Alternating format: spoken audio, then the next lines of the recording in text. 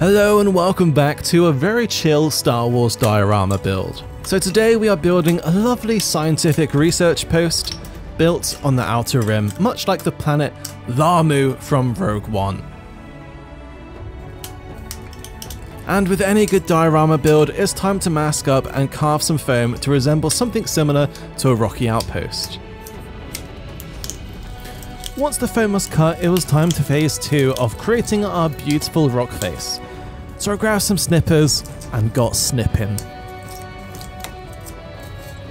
And after searching through all of my hobby bits, I found the inside door compartment from a previous project, the Star Wars Legion space bus.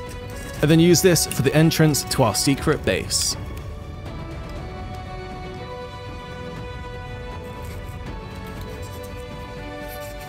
With the layout now complete, it's time to get everything fitted using a lot of hot glue and clay.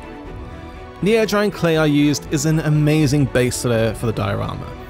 It usually takes around 6 to 12 hours to dry, so to really fill this diorama out, I used some plaster rocks I made to hide our maybe not so hidden door.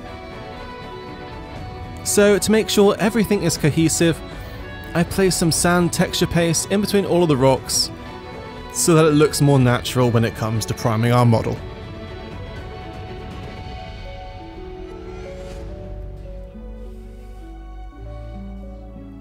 Now this is where the fun begins. I rarely get to scratch build, but not today. So using some parts from the Mega Space Bus and this broken Millennium Falcon kit, I decided to make a cool little turret. So using the engine block, I glued some small bits. I have no idea what they're meant to be, but they look like a control panel, and some of them had little levers and buttons on.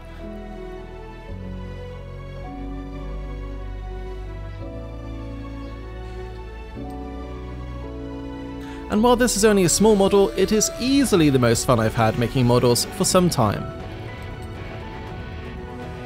And I think it looks pretty good.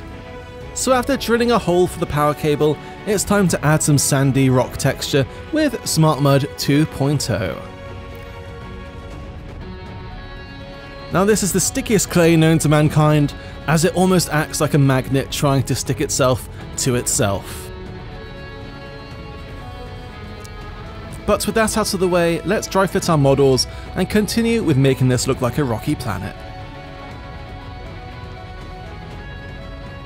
I added some foam flock everywhere and poured isopropyl and white glue on top to make sure everything stuck together.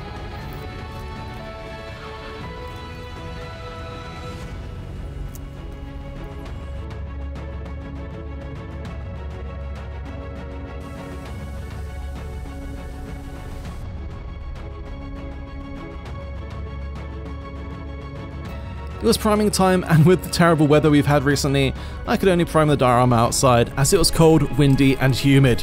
My spray can's literal worst nightmare. So for ease, I painted the clone troopers and the door in a lovely bright grey and blended up to an almost white, well, more like a very white grey.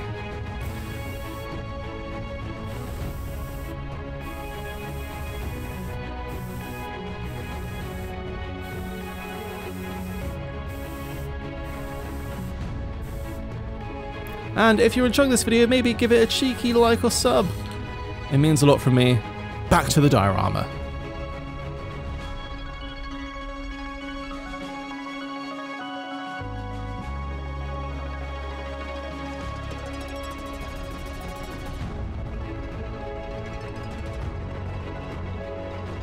Once these were dry, it was time to start painting the clone troopers. Now, not to mock the clone trooper sculpts, but these are the very first ones from the starter pack back when Fantasy Flight Games owned them, and they are very doughy. Thankfully the new ones are so much better. I don't have them, but that's not going to stop me from complaining about these. But thankfully Phase 1 clone troopers are primarily only two colours, black and white. And after that, let's get back to the diorama. So after a quick white dry brush, it's time to paint over everything in Black Templar contrast paint. This will add a nice bluey black hue to everything. And with the course of the turret, I gave it the clone trooper treatment, painting the base in black and adding a grey wash over everything.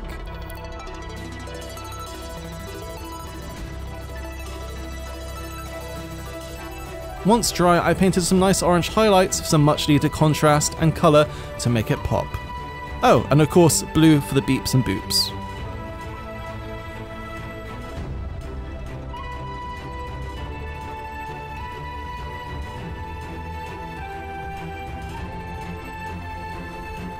After the red cable, I had to do all the miniatures, and it was done! As always, I've been Reese, I'll catch you in the next episode, and thank you for watching.